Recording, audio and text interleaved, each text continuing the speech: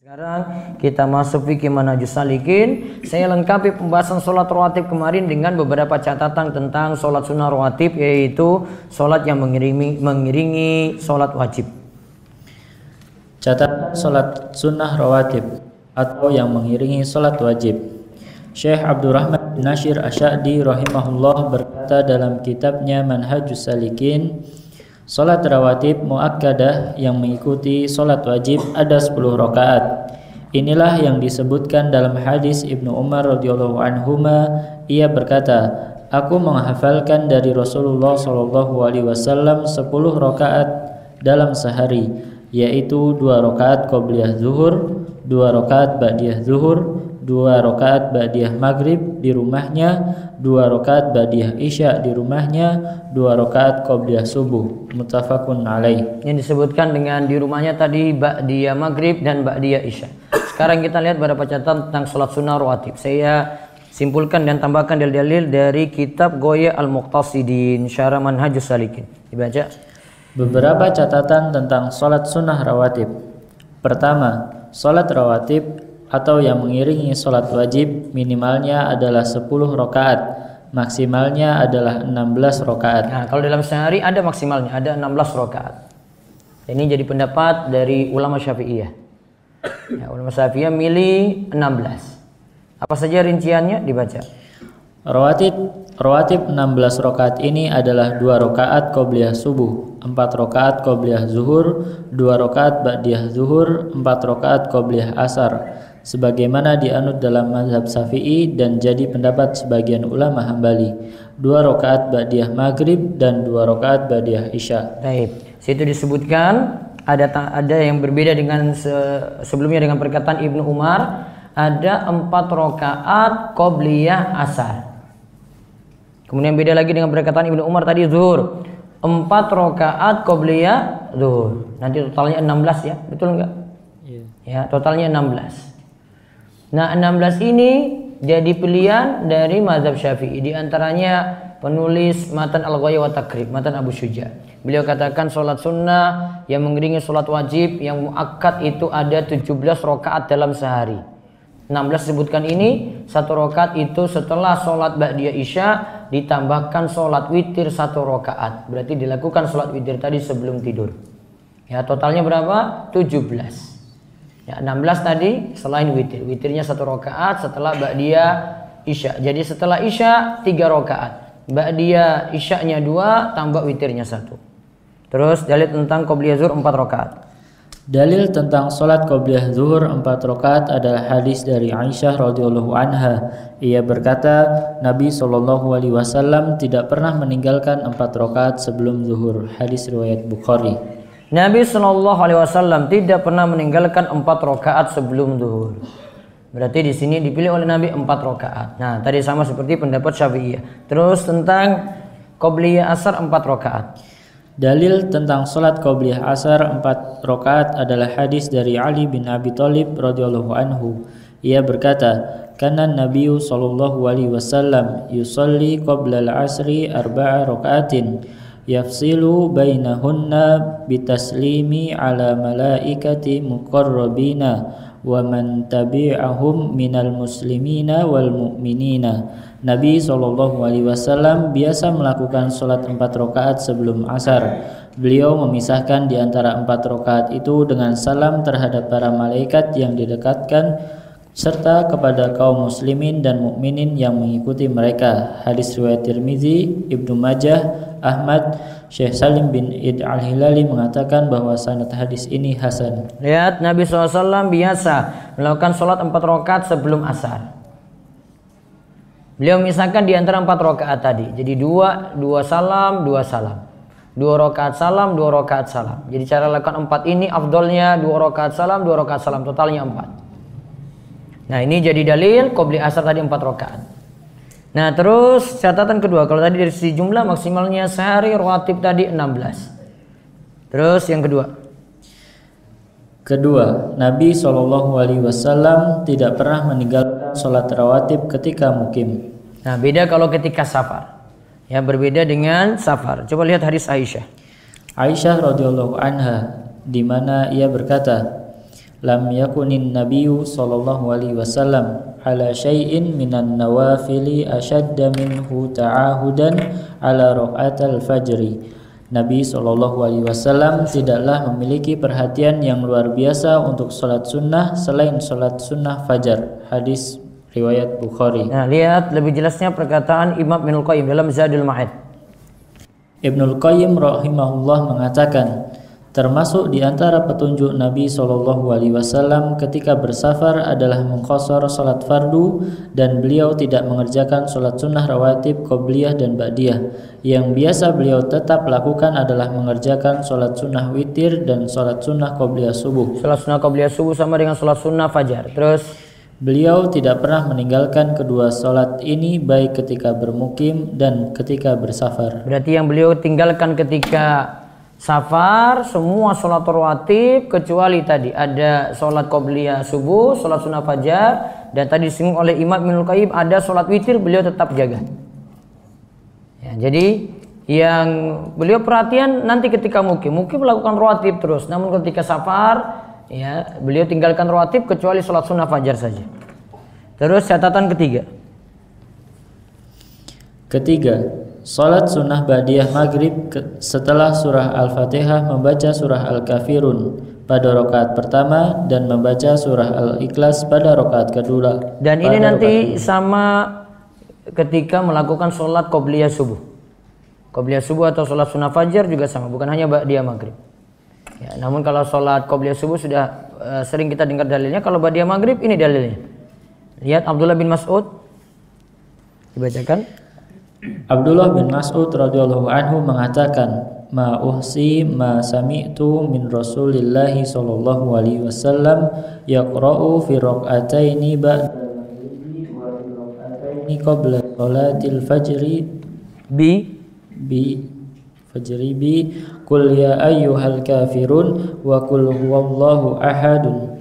Aku tidak dapat menghitung karena sangat sering aku mendengar bacaan Rasulullah sallallahu alaihi wasallam membaca surah pada salat 2 rakaat ba'diyah maghrib dan pada salat 2 rakaat ba'diyah subuh, yaitu qul ya ayyuhal kafirun atau surat Al-Kafirun dan qul huwallahu ahad atau surat Al-Ikhlas. Hadis riwayat Tirmizi. Kadang penyebutan nama surat dengan menyebut awal ayat.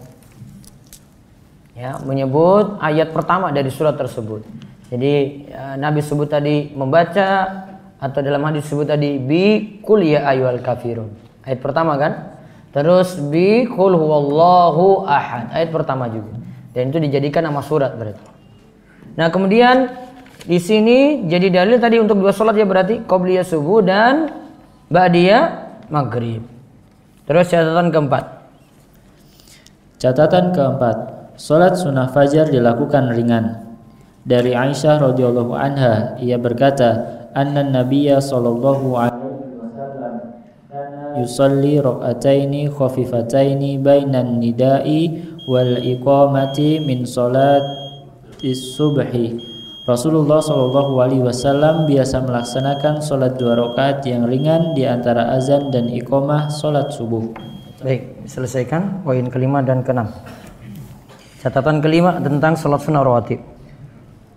Catatan kelima, ada anjuran tidur setelah salat sunnah fajar. Nah, tidur setelah salat sunnah fajar. Kalau menurut Imam Nawawi dalam Riyadhus Shalihin, tidur sini setelah salat sunnah fajar terserah bagi yang telah salat tahajud ataupun tidak salat tahajud. Namun Syekh Muhammad bin Shalih Al-Utsaimin menyatakan kalau sunnah tidur ini setelah salat sunnah fajar, dilihat ini bagi orang yang semalam melakukan sholat tahajud atau sholat malam. Kemudian beliau menyinggung juga yang kedua, ini berlaku untuk imam, tidak berlaku untuk makmum. Kenapa tidak berlaku untuk makmum? Kalau imamnya sudah datang gimana? Kalau imamnya sudah datang, tidak berlaku untuk dia. Kalau makmum ya dia manut imam kan. Kalau imam terserah dia mau bagaimana keadaannya. Siapa tahu malam dia banyak begadang untuk keperluan penting, maka dia butuh istirahat sebelum pelaksanaan sholat subuh, yang dimana rata-rata sholat subuh itu lebih lama sholatnya dibandingkan sholat 5 waktu lainnya. Nah, sekarang kita lihat hadisnya. Jadi kalau Imam Nawawi nyatakan lebih umum ya, tidak memperhatikan sholat malam atau tidak dia sebelumnya. Kalau Syekh Muhammad bin Shalih Al-Utsaimin memilih pendapat, dilihat dua keadaan nanti. Malam sholat tahajud, dan yang kedua ini tidak berlaku bagi jamaah, hanya berlaku bagi imam. Karena hanya imam yang bisa melakukannya. Nah, lihat dari Aisyah. Dari Aisyah radhiyallahu anha, ia berkata, karena Nabi sallallahu alaihi wasallam yusalli minal laili 11 raka'atan.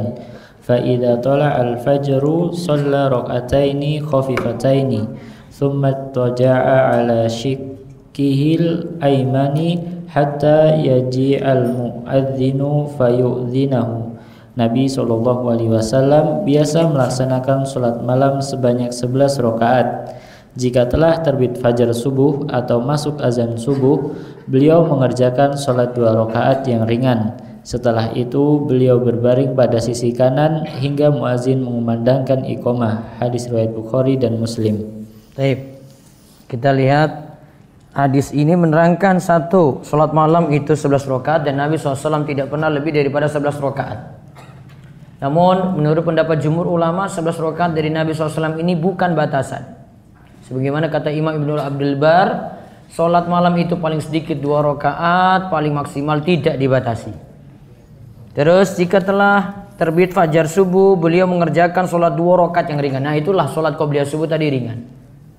Maka biasa tadi seperti disebutkan dalam hadis sebelumnya, beliau baca pada rakaat pertama setelah Al-Fatihah surat Al-Kafirun, pada rakaat kedua setelah Al-Fatihah surat Al-Ikhlas. Terus beliau berbaring pada sisi kanan. Maka ini juga ada anjuran berbaring ketika tidur pada sisi kanan hingga muadzin mengumandangkan iqamah, baru kemudian Nabi SAW melaksanakan sholat subuh. Terus catatan ke-6. Catatan ke-6, sholat sunnah rawatib tidak disyaratkan berjamaah dan dianjurkan dilakukan di rumah. Dari Zaid bin Thabit, Rasulullah SAW bersabda, afdalu sholatil mar'i fi baitihi ilal maktubah. Sebaik-baik sholat seseorang adalah di rumahnya kecuali sholat wajib. Hadis. Sholat yang paling bagus untuk seseorang yaitu laki-laki adalah di rumahnya kecuali sholat wajib. Berarti kalau sholat wajib itu di masjid. Kecuali di sini juga dikecualikan bagi perempuan, dia tidak punya kewajiban untuk sholat berjamaah di masjid. Wallahu a'lam. Sekarang beberapa pertanyaan. Ustaz izin bertanya, pada hari Jumat apakah qobliyahnya juga 4 rakaat dan bagaimana sholat di belakang imam yang mempercayai boleh membalas sihir dengan sihir? Tentang membalas sihir dengan sihir, jadi cara mengatasi sihir ada 2 macam. Yang pertama, sihir diatasi dengan ruqyah. Yang kedua, sihir diatasi dengan sihir.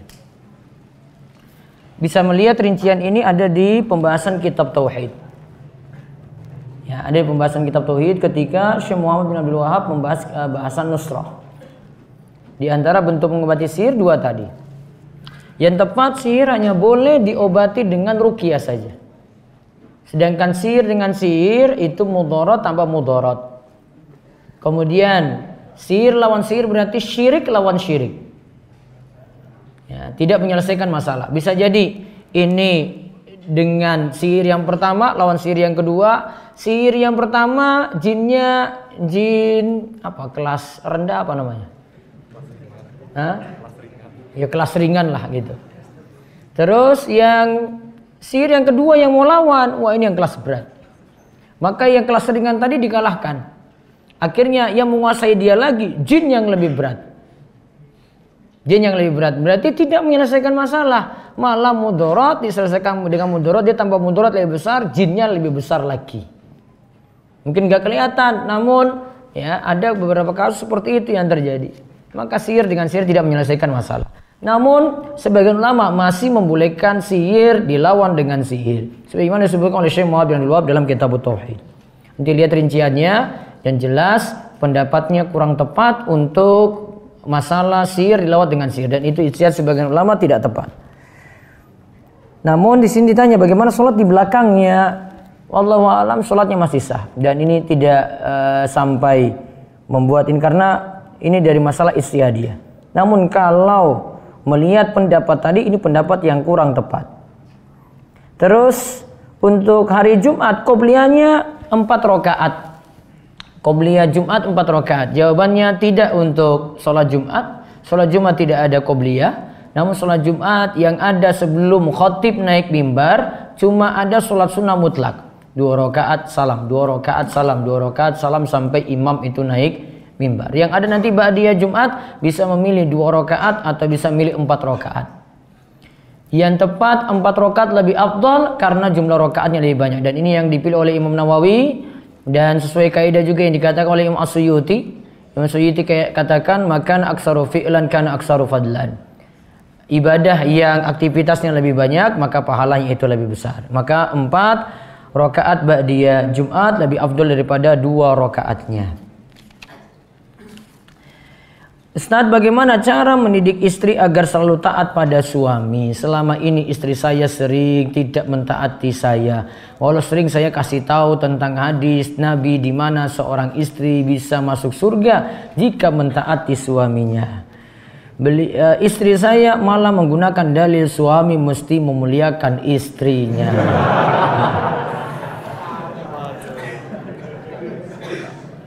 Coba saya kasih nasihat dari Abu Kilabah. Ini cara mengatasi ketika kita hadapi orang yang tidak mau nurut pada kita, ya, sikapnya mudah. Beliau katakan, Abu Kilabah salah seorang ulama di masa silam berpetua, al-birru la yabla wa dzambu la yunsa. Kebajikan itu tak akan pernah usang, dosa tak akan pernah dilupakan. Wad dayyanu la yamut. Sedangkan Allah yang maha pembalas takkan pernah mati. I'mal masyi'ta kama tadinu tudan. Lakukanlah apa yang engkau suka, namun sebagaimana engkau berperilaku, maka demikianlah nantinya engkau akan dibalas.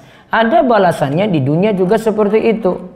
Suami bersikap baik, maka nanti akan dibalas sikap baik juga oleh istri. Sama juga istri bersikap baik pada suami, maka akan dibalas seperti itu pula. Maka sekarang tinggal bersikap saja. Mungkin suaminya di rumah akhlaknya itu kurang bijak, mungkin dari sisi ilmu juga kurang, mungkin dari sisi memperlakukan istri, mengantarkan istri juga kata-katanya belum bisa diatur, sehingga istri sulit untuk terima. Maka dia perbaiki dulu di sini.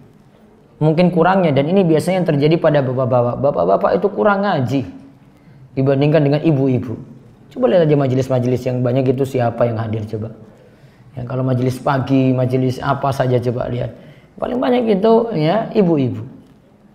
Maka kalau kurang di sini untuk nambah ilmunya, maka segera memperbaiki diri untuk terus ngaji. Mudah-mudahan dengan bapak ngaji, istri nanti juga tambah lebih baik.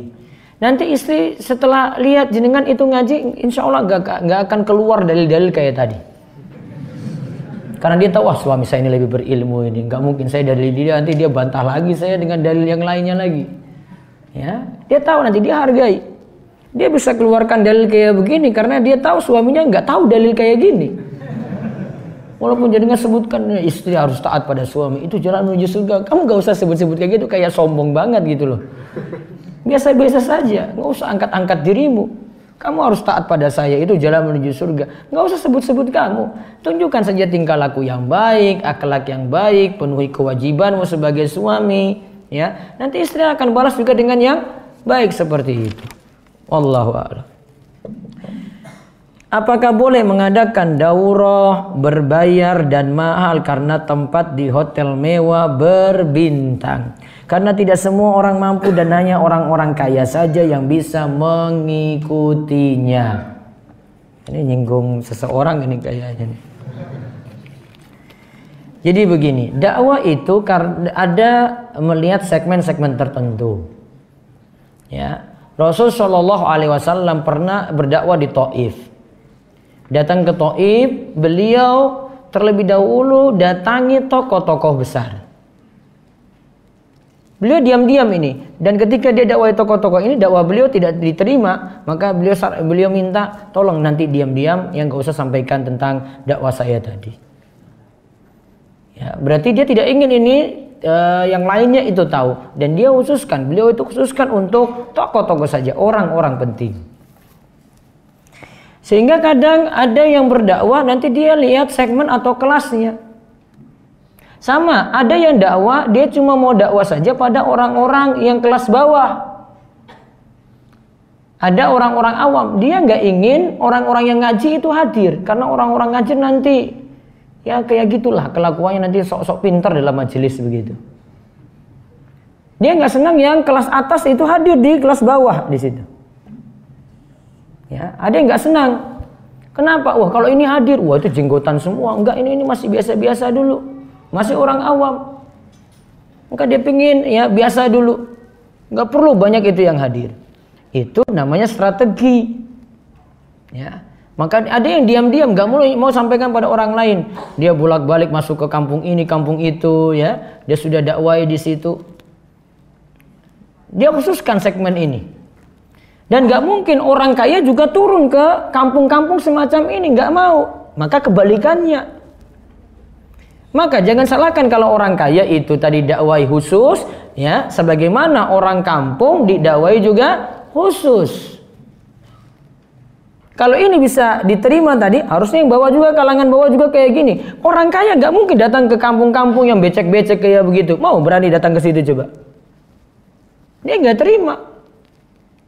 Ya, itu bukan tempatnya.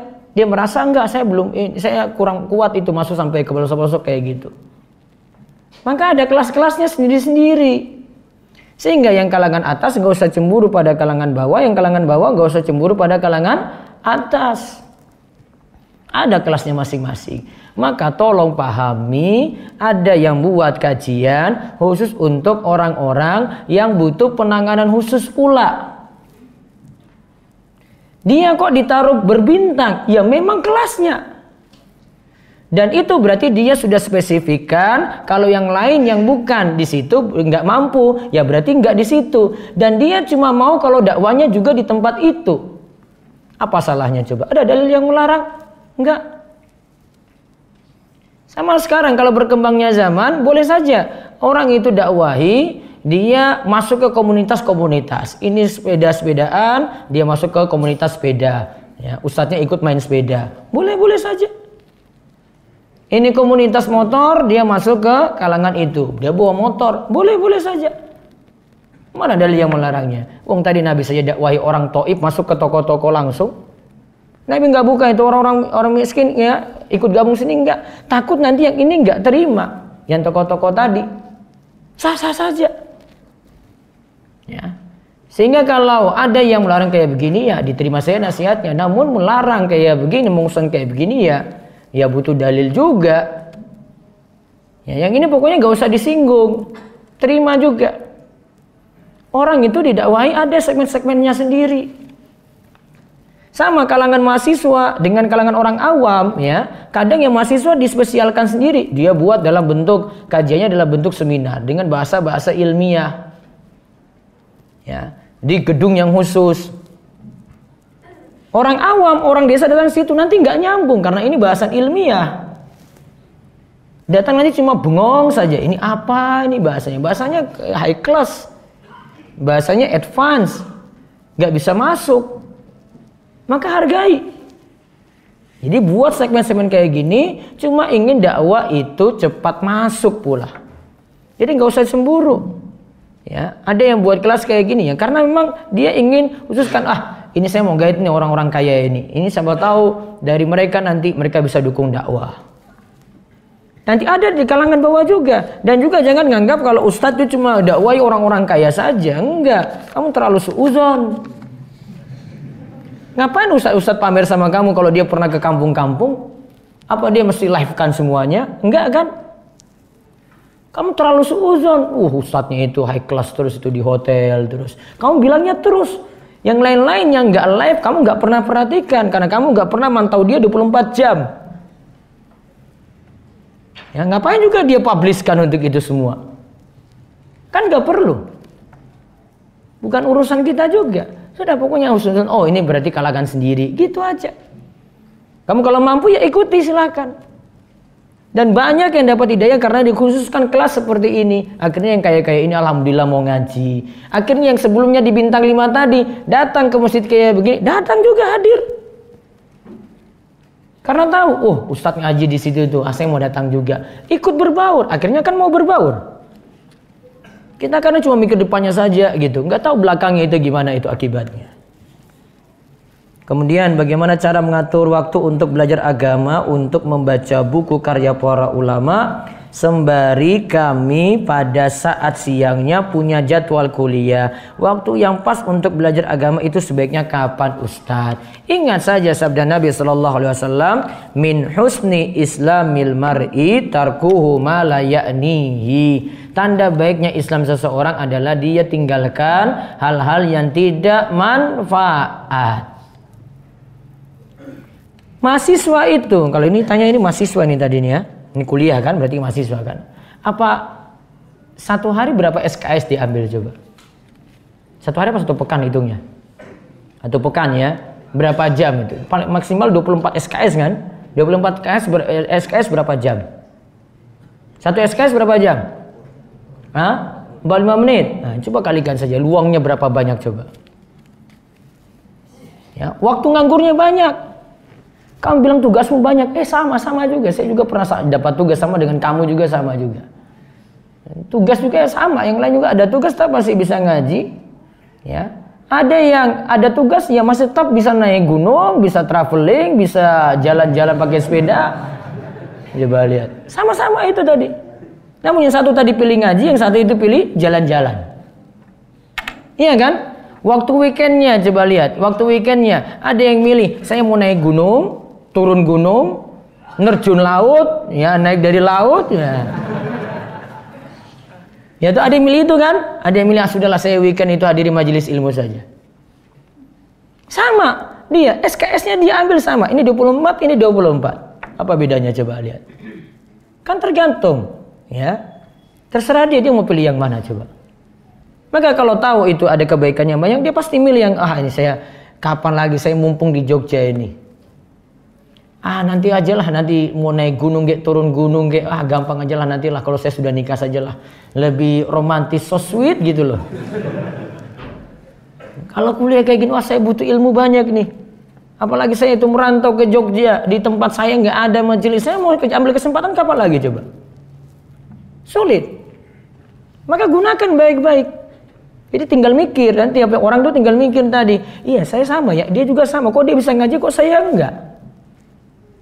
Kok dia bisa mumpuni dalam bahasa Arab, dia bisa baca kitab, kok saya tidak? Nah, ngatur waktu seperti itu. Waktu baca bukunya, nanti di waktu luang-luang kamu, dan saya yakin untuk mahasiswa itu banyak. Cuma waktu-waktu yang ada, sibukkan dengan yang manfaat saja. Kalau memang dalam berorganisasi tidak terlalu penting-penting banget, nggak usah tambah-tambah kerjaan lagi. Sudah 24 SKS sajalah. Mulai kamu nanti tambah-tambah lembur, kumpul-kumpul, tadi naik gunung, turun gunung. Ya nanti ada event-event besar kamu sibuk lagi gitu. Ya. Ada yang nggak ambil kegiatan kayak gitu, ya alhamdulillah dia bisa ya meraih ilmu agama yang banyak gitu. Ini tinggal timbang-timbang. Kalau ini tidak manfaat, ini saya cancel aja. Ini nggak manfaat lagi, terlalu banyak buang waktu, saya cancel saja. Timbang-timbang. Maka insya Allah nanti waktunya berkah, bisa hadiri majelis ilmu, bisa baca buku dan seterusnya. Kalau misalkan kita punya usaha warung makan, terus kita daftarkan GoFood, hukumnya usaha warung makan daftar GoFood itu bagaimana? Karena saya menimbang fatwa GoFood tadi, dari sisi promonya itu nanti masalah, beda dengan case-nya. Kalau ada yang tanya kayak gini dan dia itu pemilik warung, saya sarankan baiknya nggak usah ambil. Ya, baiknya nggak usah ambil, itu lebih aman. Karena dia tidak bisa seleksi antara cash dengan promo tadi. Dia nggak bisa seleksi seperti itu. Wallahu a'lam. Bolehkah kita membaca dan mentadaburi tafsir Al-Quran yang sudah diterjemahkan seperti tafsir Ibnu Katsir walaupun kita tidak bisa bahasa Arab? Boleh seperti itu. Namun ilmunya jadi kurang sempurna karena ada yang kurang dalam mempelajari tafsir, lebih mendalam kalau kita kaji bahasa Arab. Kalau tidak, ada guru yang mandu untuk memahami kitab tafsir tersebut. Ya, ada guru yang mandu. Kamu ikut kajian tafsir apalah juz amma gitu misalnya, terus bawa buku tafsir kamu tadi. Nanti dalami di situ, walaupun terjemahan bisa. Namun saran saya kalau ini mahasiswa yang tanya, mbok dalami bahasa Arab. Mumpung masih muda dan punya kemampuan untuk itu. Apakah sholat duha boleh berjamaah? Asalnya sholat sunnah itu sendiri-sendiri. Itu hukum asal. Boleh berjamaah sekali-kali saja. Seperti sholat duha, tahajud, ya boleh berjamaah namun sekali-kali saja. Ustadz, bila kita bangun hanya mematikan alarm lalu bangun kesiangan, bolehkah sholat subuh saat bangun bila ini terjadi sesekali? Tidak sering, besok nggak diulangi lagi. Itu sama saja kamu nunda-nunda sholat. Nanti terkena ayat fawailul lil musallin. Celakalah orang yang sholat, alladzina hum an sholatihim sahun, yang dimana mereka itu lalai dalam sholatnya, lalai dari sholatnya. Terus yang terakhir, nanti setelah Isya nanti nggak ada dulu ya, karena sekarang itu waktu mepet banget ya. Kita Isya sampai 7:30 baru ini ya, nanti setelah Isya saya kosongkan saja. Apakah sholat sunnah rawatib juga boleh jahar? Asalnya sholat sunnah sir, boleh jahar ketika sholatnya itu berjamaah. Kapan waktu pelaksanaan sholat witir yang dianjurkan? Sholat witir ada 2 waktu. Tadi saya singgung 1 waktunya, sebelum tidur berarti. Ba'da Isya sebelum tidur. Yang kedua, sholat witir dilakukan setelah bangun tidur sebelum masuk waktu subuh. Lebih afdol di sepertiga malam terakhir. Sepertiga malam dihitung dari waktu maghrib sampai subuh. Ada 10 jam. Tinggal dibagi 3. Sekitar jam 1 malam ke atas. Nah itu namanya sepertiga malam terakhir. Wallahu alam, ini saja yang bisa kita bahas untuk kesempatan malam hari ini. Mudah-mudahan manfaat dan Allah senantiasa memberikan kita taufik dan hidayah untuk terus nambah ilmu dan amal. Demikian kita cukupkan. Kita tutup dengan doa kafaratul majlis. Subhanakallahumma bihamdika asyhadu an la ilaha illa anta astaghfiruka wa atubu ilaik. Assalamualaikum warahmatullahi wabarakatuh.